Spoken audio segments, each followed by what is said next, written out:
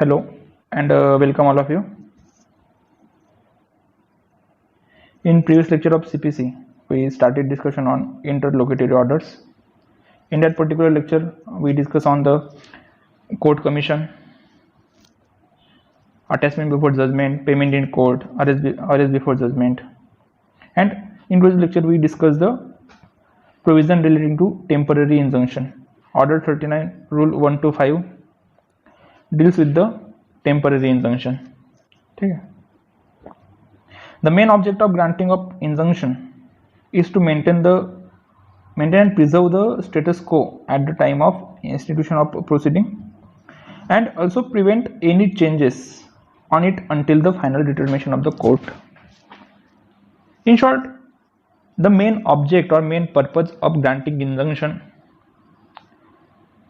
to maintain the parties who are subject to any particular suit. They maintain the status quo position means ज्यावेळेस सूट दाखल झालाय, ज्यावेळेस सूट present केलं गेलंय, in that time the parties situated on such position, तर त्या ज्या पोझिशनला असेल तर तीच पोझिशन शेवटपर्यंत राहायला पाहिजे जोपर्यंत फायनल डिटर्मिनेशन होत नाही तोपर्यंत. तर त्याच्यासाठी इंजंक्शनची जी ऑर्डर असते ती खूप महत्वाची असते. ठीक आहे. There are two types of injunctions. One is a permanent injunction and the another is a temporary injunction. The granting of permanent injunction or a procedure and the provision relating to permanent injunction are in the Specific Relief Act. ठीक आहे. तर त्या specific relief act मध्ये दिलेले आहेत permanent इंजंक्शनच्या provision. Temporary इंजंक्शनच्या provision order 39 rule 1 to 5 याच्यामध्ये दिलेले आहेत. ठीक आहे. तर टेम्पररी इंजंक्शन म्हणजे काय? Temporary injunction means it is a grant to restrain a party temporarily from doing a specific act and can grant until the further order of the court, and it is regulated under section order 39. ठीक आहे. तर ज्या parties आहेत, parties to the suit, because of the temporary injunction they are restrained temporarily or further order of court from doing something or something act. ठीक आहे. हे temporary injunction झालं. आता injunction may be preventive, prohibitive or restrictive. The preventive restriction means the injunction when the such injunction which prevent any party from doing some act. ठीक आहे. तर ते काय झालं तुमचं preventive or प्रोहिबिटिव्ह or restrictive injunction. It may be a preventive temporary injunction, preventive permanent injunction. बरोबर. आता बघा प्रिव्हेंटिव्ह इंजंक्शन म्हणजे काय? Where any suit instituted between the A and B regarding the ownership of any particular property, B in the possession of such property. ठीक आहे. B त्या position त्या प्रॉपर्टीच्या पोझिशन मध्ये होता. ए हा प्लेंटिफ आहे. एने काय केलं? दावा दाखल केला. एने दावा दाखल केला आणि बीने ती प्रॉपर्टी विकून टाकली. तर पुढे काय होईल मग? तर तुम्ही बघा की जरी कोर्टाने फायनल ऑर्डर पास केली तरी पण ते एक्झिक्युशन करताना खूप साऱ्या अडचणी येतील. तर अशा अडचणींपासून लांब राहण्यासाठी किंवा तर जे फायनल ऑर्डर येणार आहे तर त्याला कन्व्हिनियन्स होण्यासाठी टेम्पररी इंजंक्शन कोणतं ग्रांट केलं जाईल? तर the defendant prevented from alienation of such property until the specified order pass by the court or until the suit is completely dispose. बरोबर. आणि समजा जर त्यांनी जर हेच केलं, काय बोलतो आपण त्याला, जर ट्रान्सफर केलं. आता doctrine of lis pendens section 52 of transfer of property act जर तुम्ही अभ्यास केला असेल तर तिथे असेल की ज्या पार्टीज असतात, पार्टीज टू द सूट, तर त्या काय त्यांना जोपर्यंत सूट चालू आहे in the continuance of suit they are prevented from the alienation of property. And if any person who transfer such property then such transfer is subject to the final decision of the court. ठीक आहे.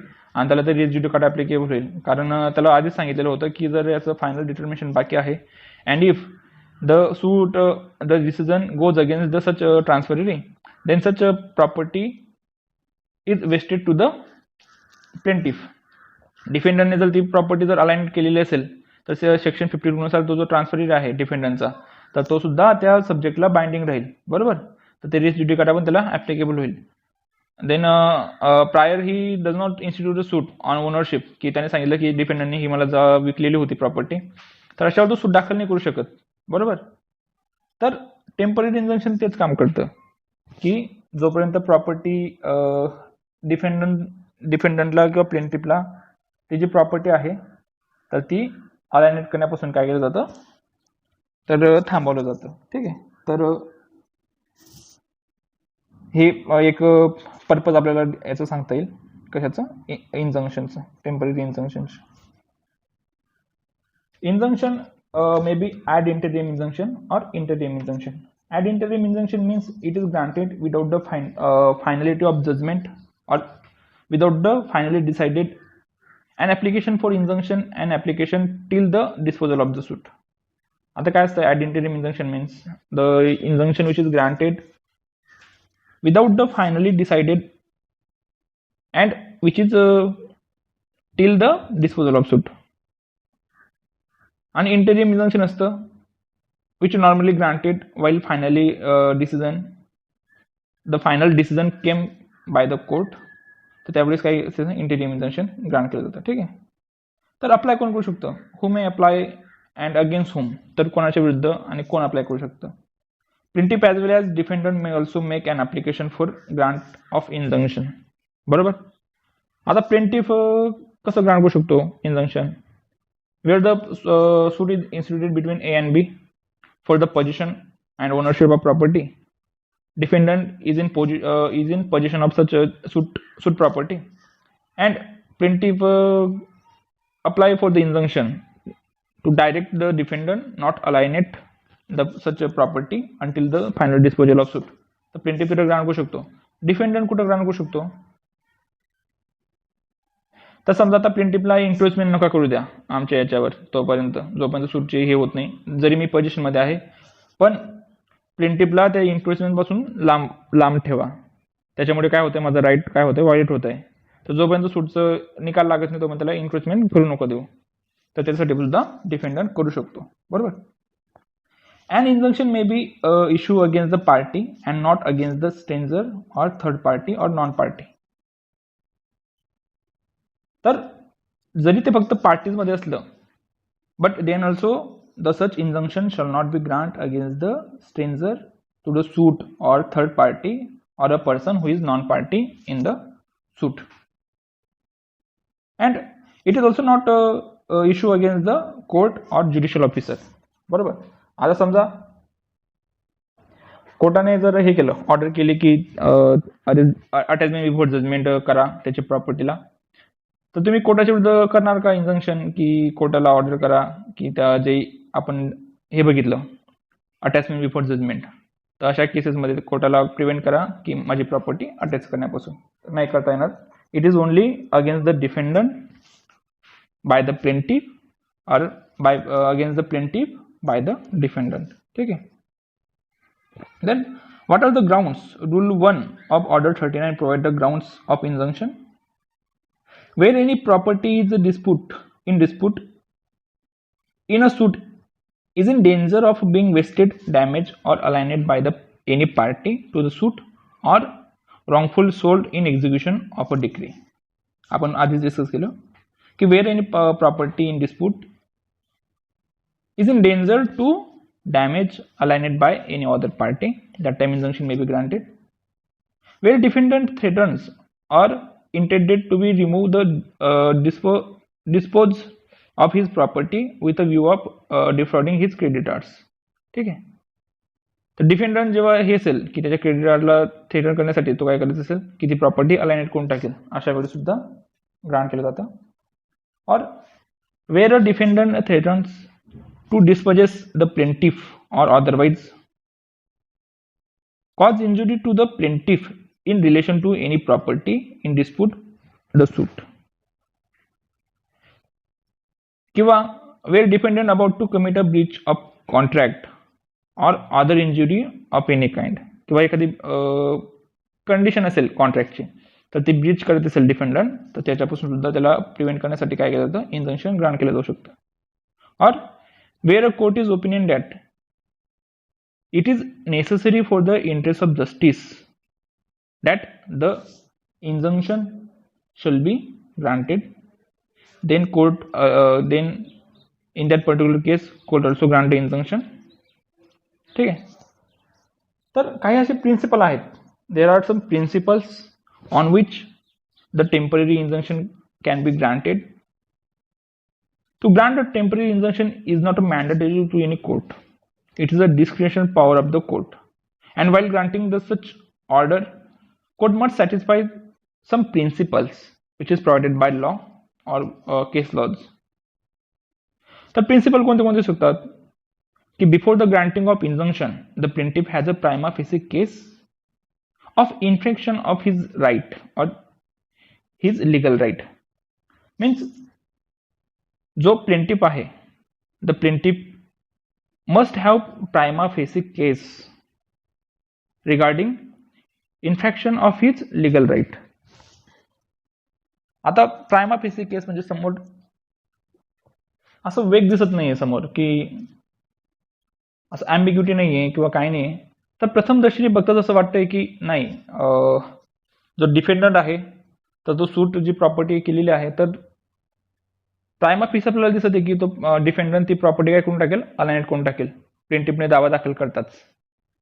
अशा वेळेस अशा प्रिन्सिपलवर base राहू शकतं. Or the balance of convenience in the favour of the plaintiff. ठीक आहे. Or the plaintiff will suffer irreparable loss which cannot be compensated in terms of money. Then the on this principles the temporary injunction can be granted. आता prima facie case म्हणजे कशी? Prima facie case means the court must satisfy that there is a bona fide dispute raises by the applicant. That time it is आर्ग्युएबल केस. समोर दिसतंय की प्लेंटिफला खरंच काहीतरी त्याचे rights infringe झालेले आहेत. The suit is not a malicious nature. तशा वेळेस दिसतं आपल्याला की प्लेंटिफची केस किती खरी आहे, किती खोटी आहे. तशा वेळेस प्रायमा फेसी केस म्हणून ते आपण काय करू शकतो, इंजंक्शन ते याच्यावर ग्रांट केलं जाऊ शकतं. Applicant must prove that he will suffer irreparable injury if the injunction as prayed is not granted and there is a no other remedy open to him by which he can protect himself from the consequences of the apprehended injury. त्याने property जर दुसऱ्याला विकून टाकली किंवा काय केलं तर प्लेंटिफला काय हे राहील किंवा दुसरं त्याला काय राहू शकतं बरं, तर काहीच राहणार नाही.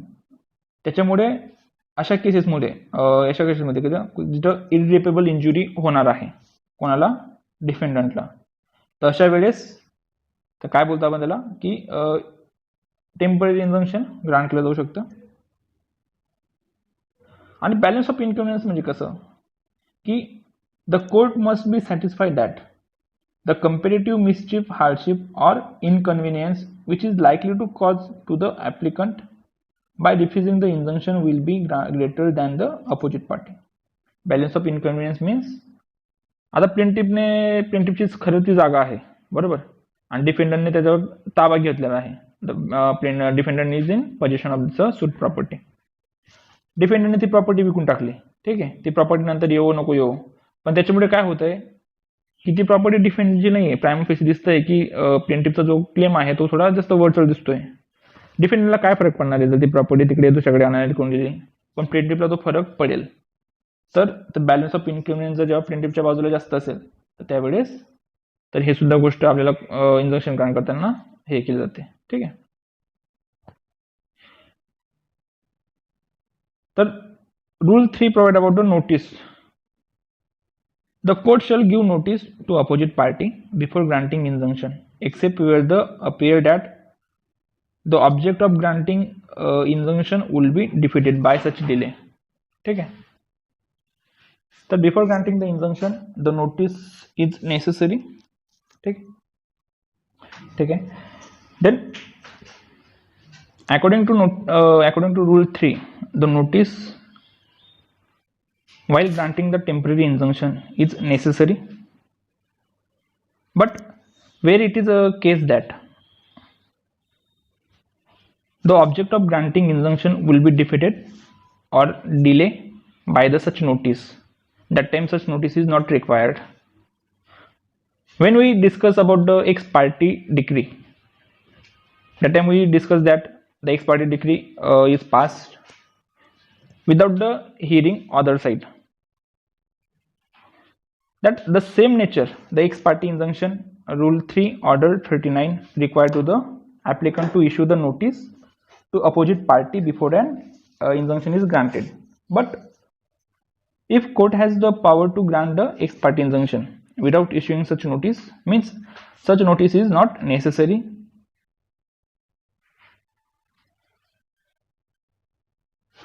If party who will affected by such order, समजा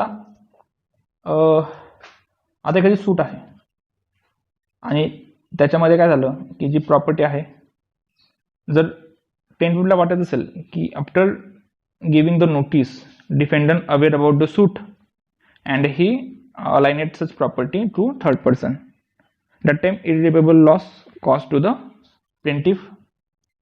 Therefore, without giving notice, the injunction can be granted.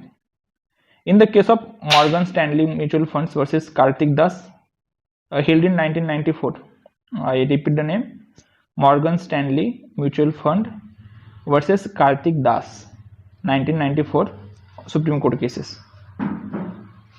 There are some factors necessary for the granting of ex parte injunction. In this particular case, court decided or court held that there are some factors which are necessary for the purpose of granting ex parte injunction. The first is whether irreparable or serious mischief will be ensured to the plaintiff. The second, on refusal of ex parte injunction would involve the greater injustice than grant of the would involve, or the court will expect the party applying for the ex parte injunction to show almost good faith in making the application. तर while granting the ex parte injunction, that time while making application the plaintiff has a good faith, and the general principle also considered by the court. General principle कोणते? The prima facie case, balance of inconvenience and irreparable injury. तर हे तीन principal नेहमीच लक्षात ठेवले जातील आणि तुम्ही पण लक्षात ठेवा while granting the temporary injunction. There are another type of injunction, that is anti-suit injunction. When a court restrains two party to a proceeding before it's from instituting or prosecuting a case in another court, including a foreign court, it called the anti-suit injunction. म्हणजे एखाद्या पार्टीला आपण एखादी केस judicial proceeding करण्यापासून थांबवतोय, त्यासाठी injunction grant करतोय, तर ते काय होतं, अँटी सूट इंजंक्शन असतं. But this power should be exercise very, मतलब खूप काळजीपूर्वक अशी ही ऑर्डर हे करावं लागेल, because such an injunction though directed against a person, जरी ते व्यक्तीच्या विरुद्ध करतोय आपण, but the effect causes interference in the exercise of jurisdiction of another court. आपण दुसऱ्याचं ज्युडिडिक्शन काढून घेतोय, ते कशासाठी? while we discussing the order section 9, that time the civil court has a jurisdiction expressly jurisdiction काय बघू आपण सेक्शन 9 काय बघितलं होतं? हां, सेक्शन 9 असं सांगतं की the court has a power to decide all the suits of civil nature except expressly barred or impliedly barred. तर ते दोन गोष्टींवर आपण त्याचं सूट काय करू शकतो, तर ते ज्युरिडिक्शन आपण काढू शकतो. पण अँटी सूट इंजंक्शन मध्ये काय आहे की त्या कोर्टाला आहे पॉवर, तरी पण दुसऱ्या कोर्ट त्याचं काय करून घेत आहे, फक्त ज्युरिडिक्शन बाजूला काढून घेत आहे. तर त्यामुळे हे खूप काळजीपूर्वक हे करावं लागतं. ठीक आहे. तर the res judicata apply to different stages of the same suit. बरोबर. The proceeding hence if interim injunction is once granted or refused by the court, then said order will operate till the disposal of the suit or throughout the proceeding. ठीक आहे. तर ते काय राहील की त्याला हे लागून जाईल, रेस जुडिकाटा अप्लाय होऊन जाईल.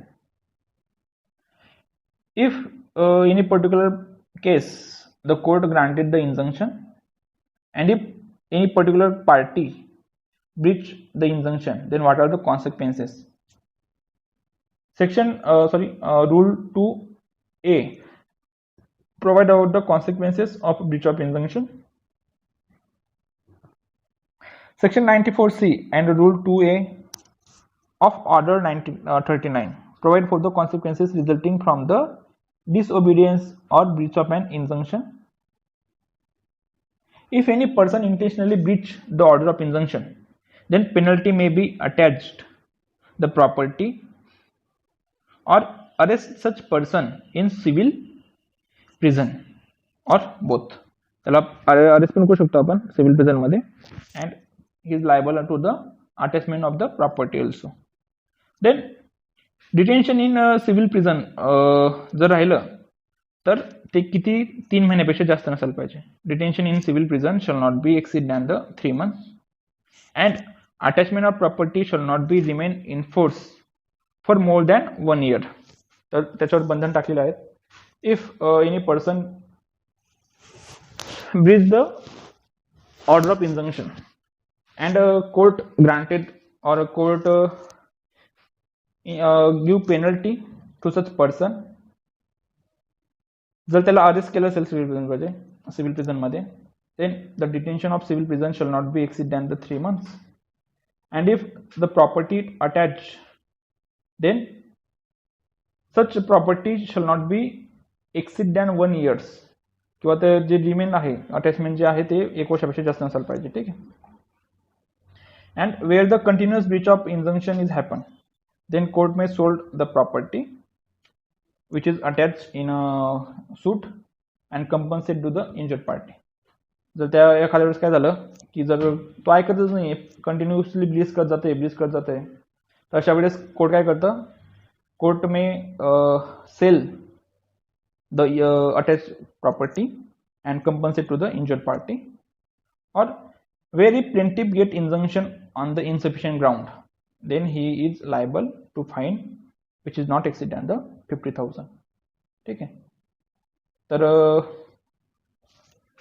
Same arrest before judgment, attachment before judgment मध्ये आपण जसं बघितलं होतं की attachment on insufficient ground or arrest on insufficient ground, त्याचप्रमाणे जर इंजंक्शन ऑन इन्सफिशियंट ग्राउंड घेतलं तर त्या पार्टीला 50,000 दंड होऊ शकतो.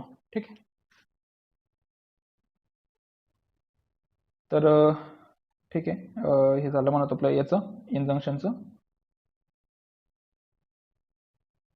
त्याच्यानंतर order 40 provide about the receiver. A receiver is an impartial person appointed by the court to collect and receive the rent, issue and the profit of land or personal estate or pending proceeding where the court does not deem it reasonable. ठीक आहे. तर receiver कशासाठी appoint केला जातो, तर जे काही collection of rent असतील किंवा issue and profit of land असतील, तर अशासाठी काय होतं की रिसिव्हर अपॉइंट केला जातो. Rule 1A of Order 40 provide about the appointment of receiver. The power of court to appoint a receiver is a discretionary power. जेवढ्या पण इंटरिम ऑर्डर्स आहेत त्या सगळ्या कोणतीच ही जी ऑर्डर आहे ती कोर्टाला बाइंडिंग नाही आहे. All are the discretionary power of the court. ठीक आहे. when a court receiver is appointed in respect of any property, he act behalf of the court to hold property for the benefit of true owner. तर जो true owner आहे तर त्याच्या बेनिफिटसाठी काय करतं, तर त्याच्या बेनिफिटसाठी तो प्रॉपर्टी होल्ड करून ठेवतो. The court can appoint receiver even on the application made under section 151 of the code and even on the application of the stranger. किंवा ऍप्लिकेशन ऑफ द स्ट्रेंजर सुद्धा आपण हे करू शकतो. आपण आता याच्यामध्ये बघितलं काय की जरी इंजंक्शन थर्ड पार्टीच्या विरुद्ध होत नसेल, पण थर्ड पार्टीला राईट असतो की त्या प्रॉपर्टीवर काय करायचा, एक रिसिव्हर म्हणून आपण करायचा. फॉर एक्झाम्पल समजा एखाद्या ट्रस्ट प्रॉपर्टीची वाद चालू असते, आता बेनिफिशरी आणि एखादी ट्रस्ट प्रॉपर्टीवाला जो मालक असेल ट्रस्टी आणि अदर पर्सनच्या विरुद्ध गुन्हे चालू असतील, तर जरी तो जो बेनिफिशरी आहे तर तो सुद्धा कोर्टाला लेटर पाहू शकतो की जे ट्रस्ट प्रॉपर्टी आहे त्याच्यावर काय करा तुम्ही, त्याच्यावर रिसिव्हर नोंदवून द्या. ठीक आहे. But it is not a suo motu power of court to appoint a receiver. तर कोर्ट सुमोटो रिसिव्हर अपॉइंट करू शकत नाही. The power of appointment to receiver is a equitable relief, and therefore appointment shall come with the clean hands for the appointment of receiver. ठीक है. Before appointment of receiver, the applicant shall prove prima facie case. It is same याप्रमाणे injunction प्रमाणे the person who applied to the court for appointment of receiver shall prove the prima facie case. And before granting or before appointment of such receiver, the prior notice to opposite party is not necessary. Then what is the duration of such receiver? Then the such duration of receiver are not provided under this code. Where receiver is appointed for specific purpose or specified time, then it is appointed come to an end after the period is end or purpose is fulfilled. ठीक आहे. तर appointment रिसिव्हरची झाली. अशाचे power काय आहेत, तर rule 1D provide about the power of receiver. A receiver is an officer और receiver of the court and subject to its order. आता काय, तो रिसिव्हर हा ऑफिसर ऑफ कोर्ट आणि रिसिव्हर ऑफ द कोर्ट आहे. तो पार्टीच्या वतीने काम करत नाही, त्याच्यामुळे he is subject to the order of the court. बरोबर.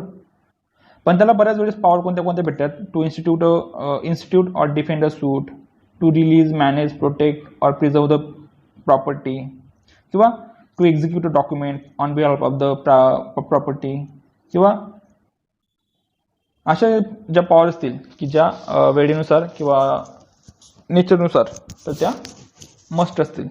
ठीक आहे. तर त्याच्या ड्युटीज काय आहेत मग, तर rule 3 provide about the duties. A receiver furnish security as the court thinks fit, due to the account for the what he shall receive in respect of the property. He has submitted account for the such period and in such forms as the court directed. तर त्याने कोर्टाला ते जे account असतील किंवा काय असेल तर ते कोर्टाला दाखवायचं. ठीक आहे. किंवा जे त्याच्यावर काही ड्युटी इम्पोज केली असतील कोर्टाने from time to time, he shall carry out the such duties on behalf of the court. And if the such receiver is fail to perform his duties which is provided by the court, then according to rule 4 तर जो 4 झाला तर त्याचा जर wilful default असेल किंवा negligence असेल तर court may direct that the property of receiver attach and make good for the amount of found to due from him. किंवा थोडक्यात सांगायचं म्हणजे जर त्याच्याकडून काही हे झालं, काय फॉल्ट झाले, तर त्या रिसिव्हरची प्रॉपर्टी काय करायची, अटॅच करायची आणि त्याला सेल करून जर काही लॉस झाला असेल तर तो क्युअर करायचा. ठीक आहे. तर याप्रमाणे रिसिव्हरची आपल्याला हे बघितलं आहे. तर इंटरलोक्युटर आपल्या इथं ऑर्डर संपलेला आहे. आपण पुढच्या लेक्चरपासून विथड्रॉल ऑफ द सूट आणि कॉम्प्रोमाइज ऑफ सूट आणि विथड्रॉल आणि कॉम्प्रोमाइजचं काय हे होतं, फरक पडतो याच्यावर ते बघू. त्याचप्रमाणे डेथ, मॅरेज आणि इन्सॉल्व्हन्सी ऑफ पार्टीज ऑर्डर 22. तर याचा पण काय असतं की डेथ आणि मॅरेज, इन्सॉल्व्हन्सी ऑफ पार्टीजचं सूटवर काय प्रभाव होतो तर ते पण बघू. किंवा समन्स टू द विटनेस वगैरे त्या ज्या काही प्रोव्हिजन आहेत, ॲडजमेंट म्हणा, तर ते आपण नेक्स्ट याला बघू. ठीक आहे. काही समजलं नसेल तर हे करा. बोर आहे पण आता बोर असलं तरी पण करून तर घ्यावं लागेल. सीपीसीच्या ज्या वेळेस स्पेशल सूट येतील त्यावेळेस थोडा इंटरेस्टिंग पार्ट आहे. नाही तर पुन्हाच्या पुन्हा सीपीसी त्याप्रमाणे जर वाचला नाही तर खूप बोर वाटतो आणि डोक्यावरून पण जातो. त्यामुळे वाचत राहा आणि काय अडलं तर मला विचारत राहा.